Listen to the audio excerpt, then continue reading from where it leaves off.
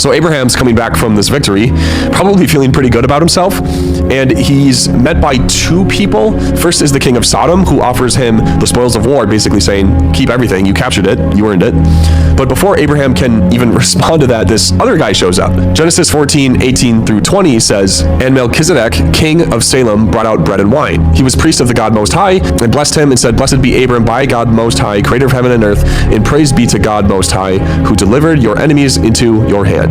Then Abram gave him a tenth of everything. First, is this guy called King of Salem? Salem is certainly what would be later become Jerusalem, but the name literally means peace. So this guy is the king of what will become the holiest city in Judaism. Second, he's called the priest of God Most High.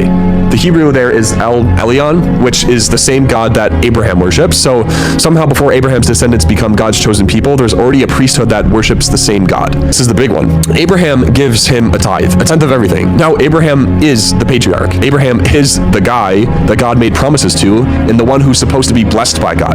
But here, he's paying tithes to this random priest king, which in that culture means he's acknowledging Melchizedek as his spiritual superior. And the structure of this encounter is important too, because you've got the king of Sodom on one side, representing the kingdoms of this world, so earthly powers, and then you've got Melchizedek on the other side. And Abraham chooses to honor Melchizedek and reject Sodom's offer. And the text just moves on.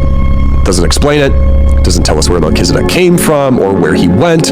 He shows up, blesses Abraham, gets paid, vanishes the next 1,000 years of biblical history until Psalm 110. So fast forward about 1,000 years, and then King David is writing the Psalms, and in Psalm 110, which is this messianic psalm about a future king, he writes, the Lord has sworn and will not change his mind.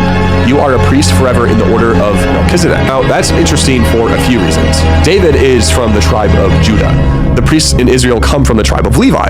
So these are completely separate lineages, and the law of Moses is very clear. If you're not a Levite, you don't get to be a priest. Here David is, prophesying about a future king who will also be a priest, not according to the Levitical order, but according to this mysterious order of Melchizedek from 1,000 years earlier. Whoever this future priest king is, he's operating under a different system than the law of Moses. He's tapping into something clearly older, in something that preceded the entire Israelite legal structure. The book of Hebrews was written to Jewish Christians in the first century.